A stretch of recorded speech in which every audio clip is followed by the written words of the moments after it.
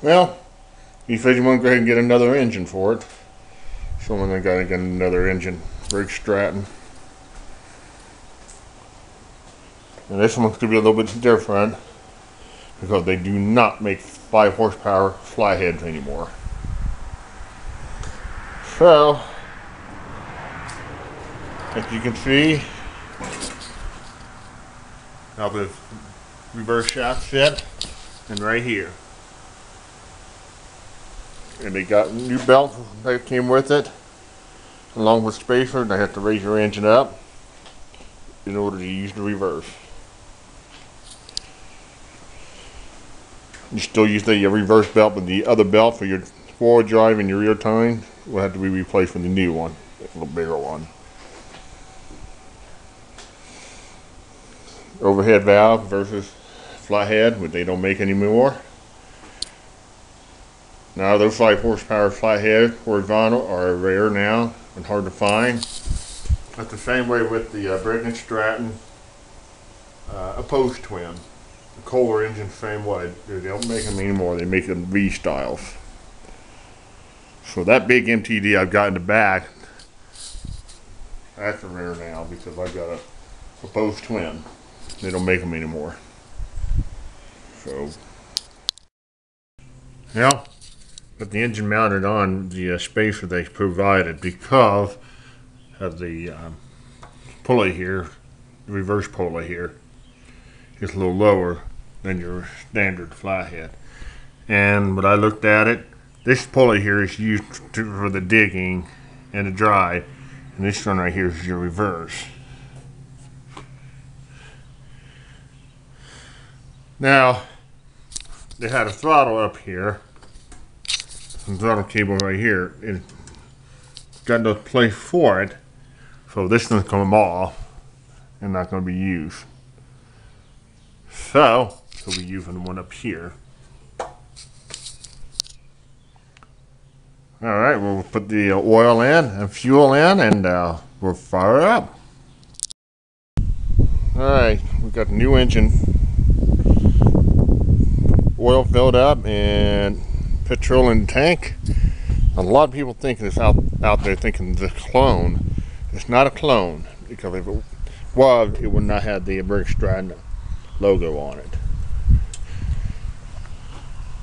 Now, Briggs Stratton found out they make clone engine, still using the Briggs Stratton logo, they'd be sued.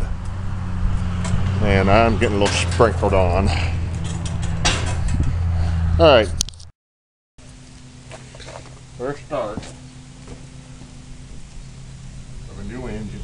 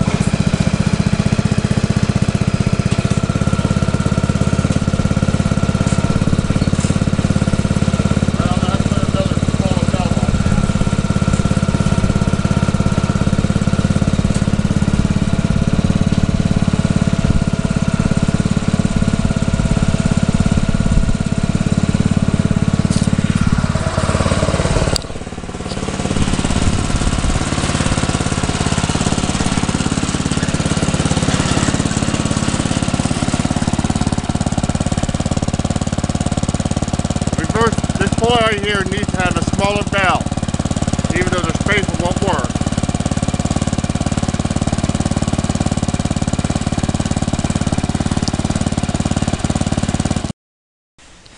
Okay, then got another belt for it.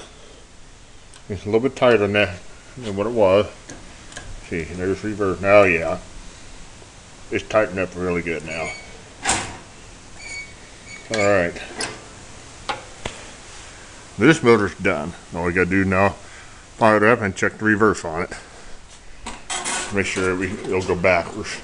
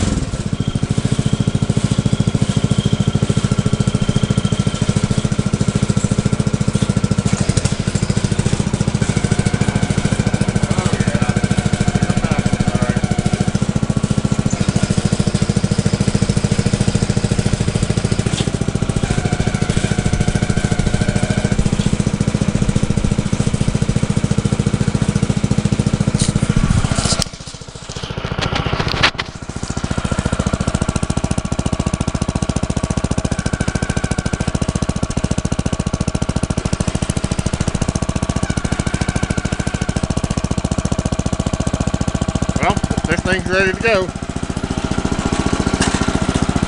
Just took the throttle out here, because there's no place to put your controller here. It's all in the front now. Alright, on the back of the trailer, I had a rototiller in the back. It's long gone. Jerome was very happy with it. Told him I went to change the oil the first time, 5 hours run time to change the oil, and he only put about 3 to 5 hours on it out of the I would say total of 10-15 hours. I told him to change the oil once a year, but now I don't have that rototiller anymore. And guess what?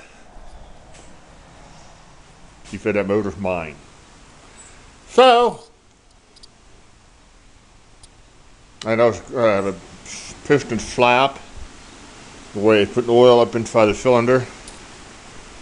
Actually, when I show you on a video, and you still got a little bit of oil left on there. Piston flap, rod knock, metal shaving. It's going to need new shaft, piston, rod, rings. May have to blow that out, but I'm sure it's well over this limit for a poorly maintained engine. But I am going to do something with that. Could be for fun. Going to blow it up, and I'll salvage the parts off of it.